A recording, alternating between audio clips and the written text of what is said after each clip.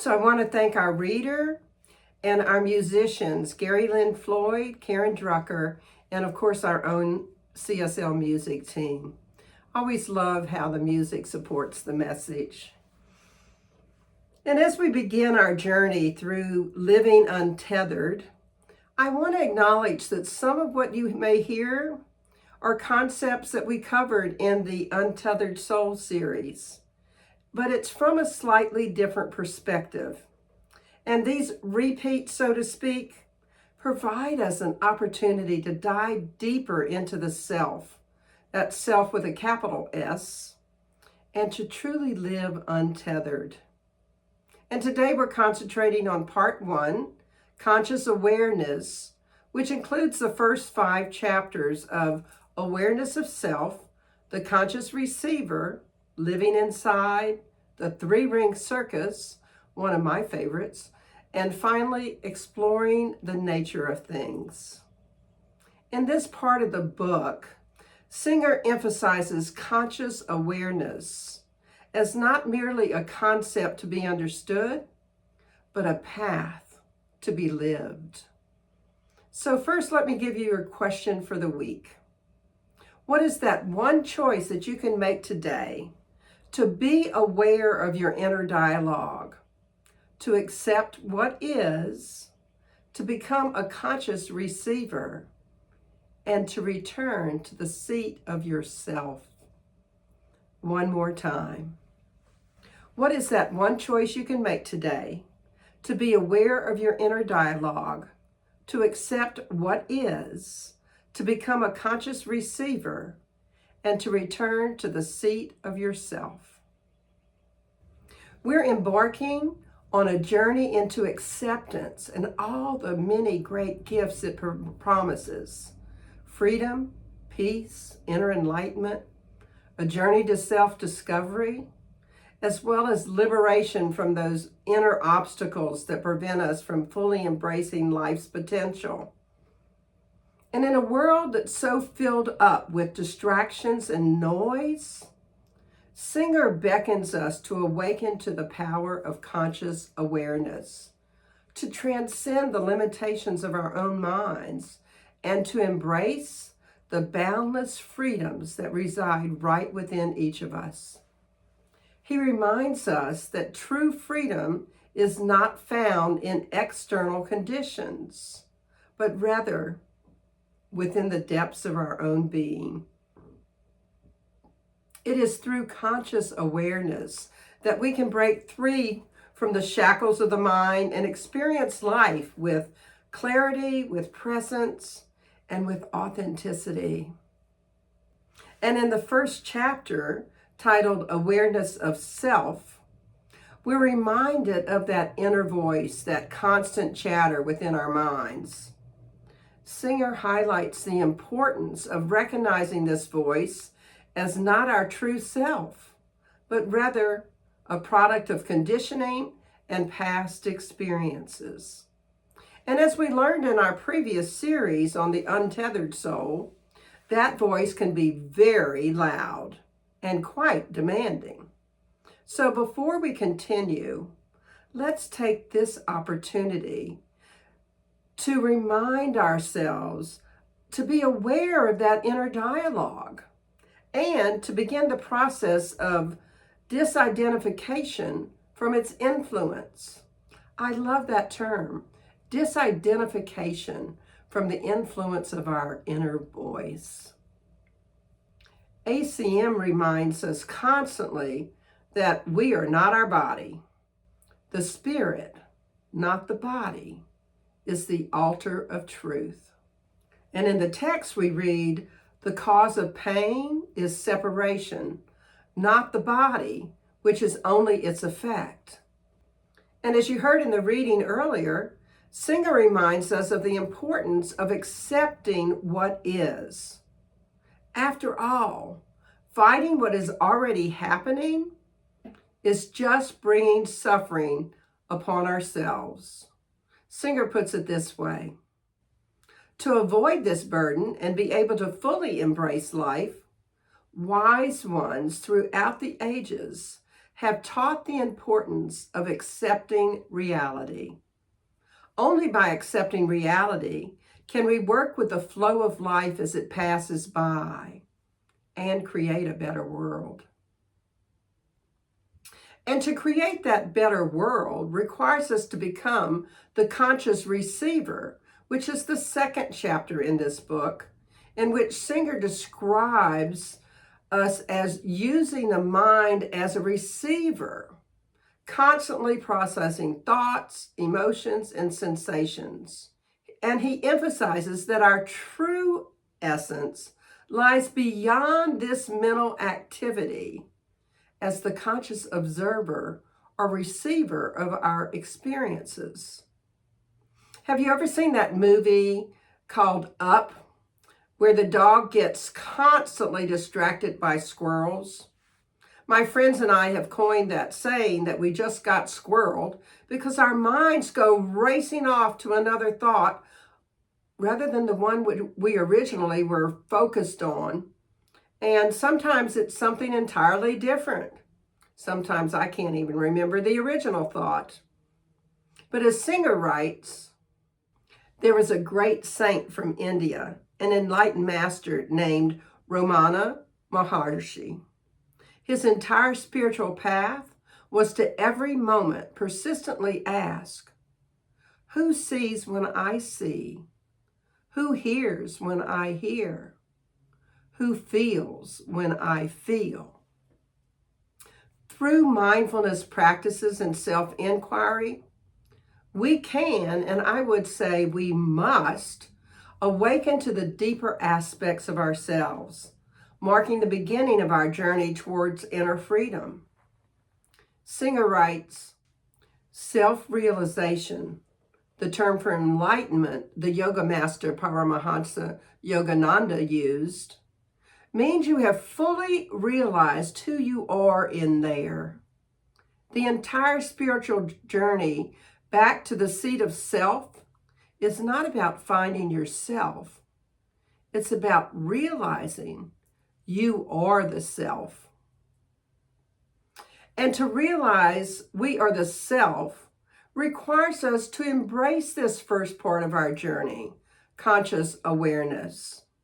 As we learn in A Course in Miracles, every decision you make is for heaven or for hell and brings you the awareness of what you decided for. Gratefully, Singer lays the foundation for understanding the nature of consciousness and its transformative power. You've been conscious from the beginning. You're aware of whatever you focus on, internally or externally. Who are you? Who is that consciously aware entity inside?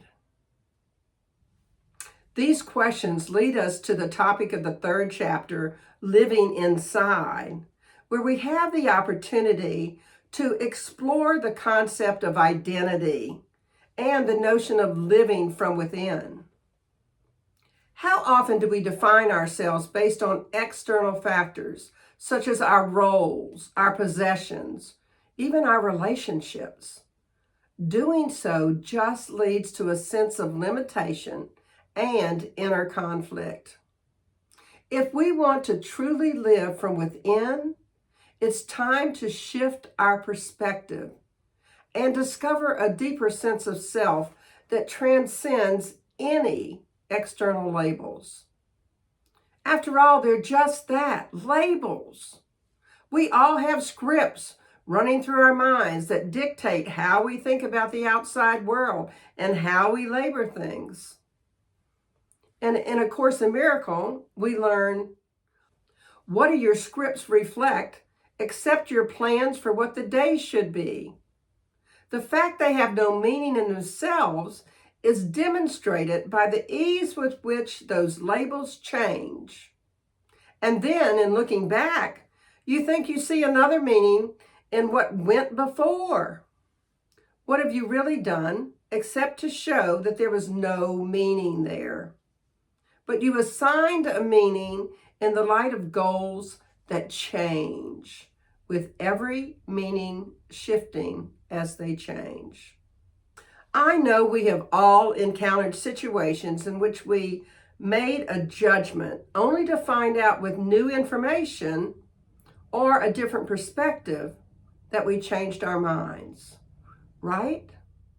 By turning inward and connecting with the essence of who we are, we can learn to relinquish our scripts and experience greater freedom, greater authenticity, and fulfillment in our lives. As a matter of fact, in this section of the book, Singer tells us that it can always be nice living inside. And we reflect on the nature of identity and the possibility of living from a place of inner authenticity and peace. Singer even tells us how to do it. Life doesn't have to be a game of, since it's not nice in here, I need to find things that I will compensate for that in order to feel a little bit better.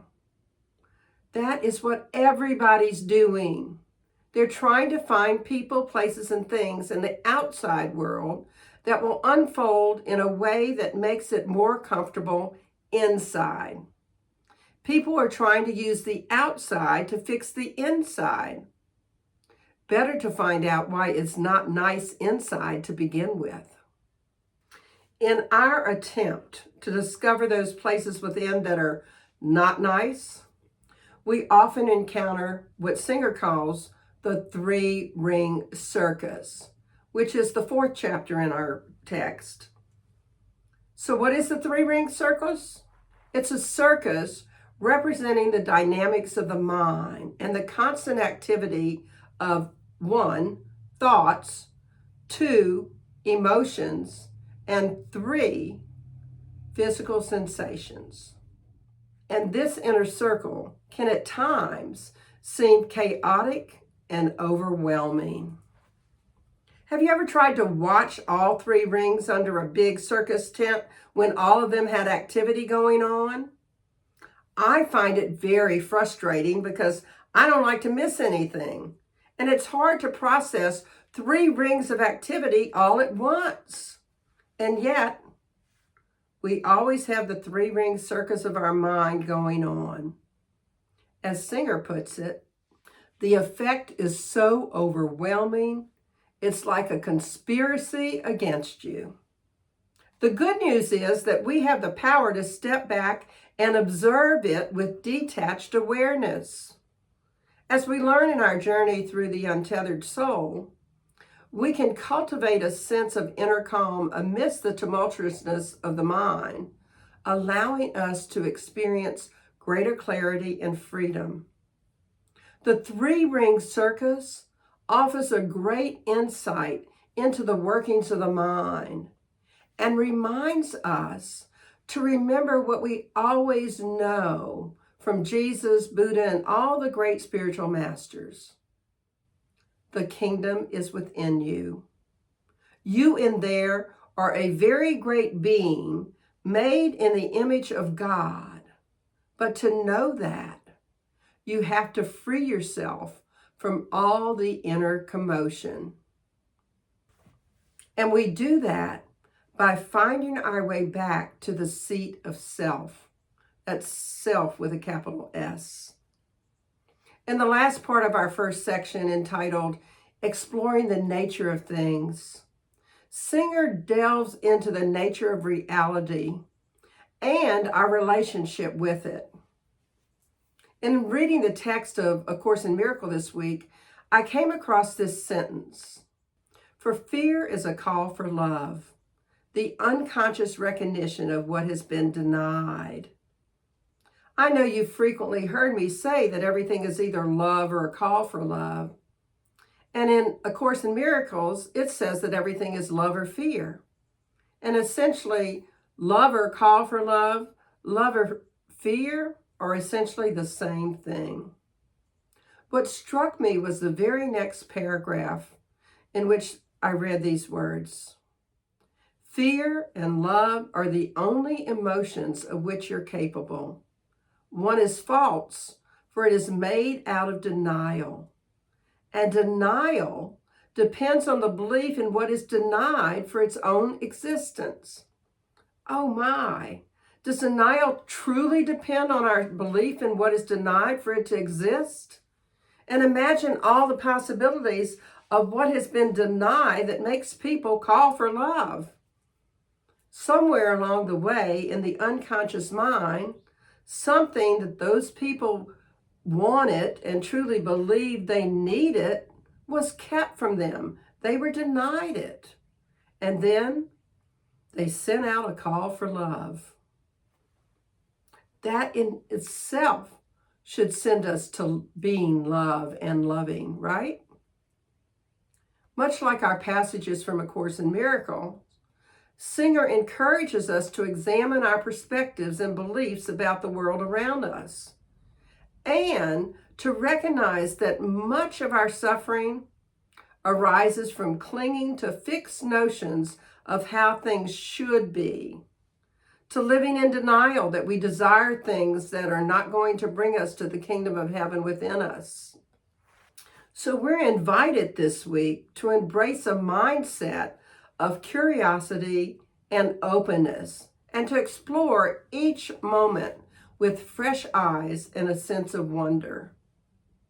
By letting go of attachment to outcomes and accepting life as it unfolds, we can experience greater peace, greater joy, and greater freedom. Imagine life if we were to adopt a more fluid and expansive perspective on reality, allowing for deeper connection and engagement with the richness of existence. I want to end with these words of Singer, which describe his book as well as his upcoming series.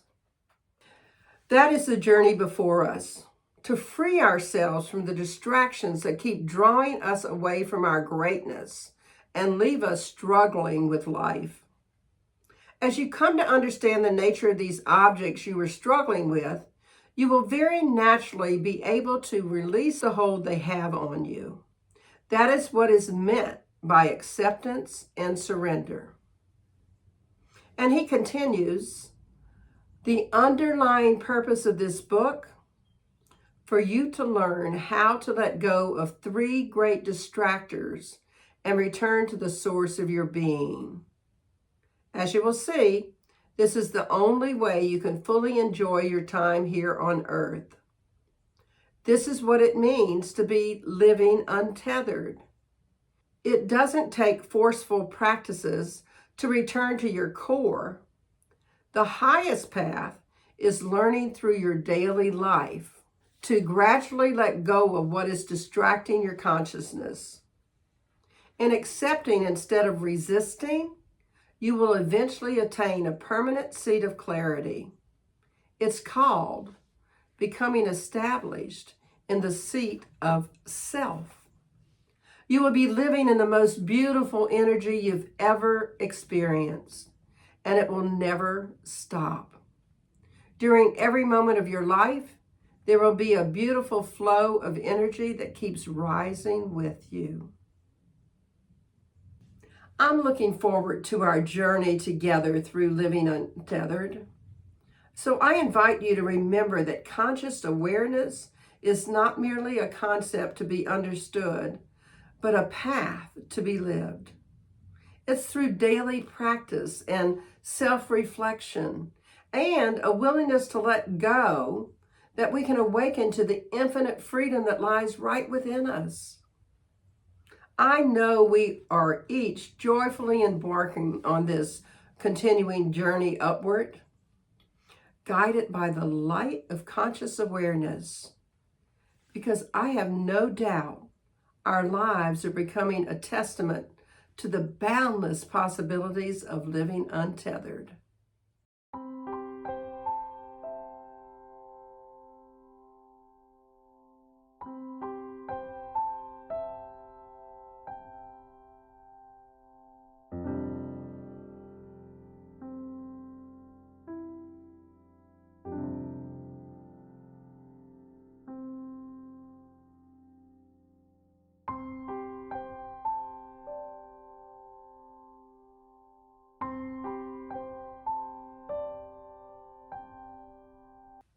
So in summary, how might you step fully into living untethered and accept what is?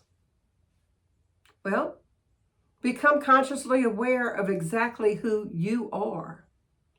De-identify from the influence of your inner dialogue, no matter how loud it gets. And accept what is and just be an observer. Live inside. Quit trying to use the outside to fix the inside. Relinquish all those scripts about what should be. And know the kingdom is within you. And finally, explore the nature of things. Remember, everything is love or a call for love, which is also known as fear. And free yourself from the distractions drawing you from your greatness.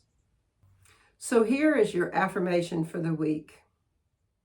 How is it I so willingly, energetically, and effortlessly am aware of my inner dialogue, accept what is, become a conscious receiver, and return to the seat of myself?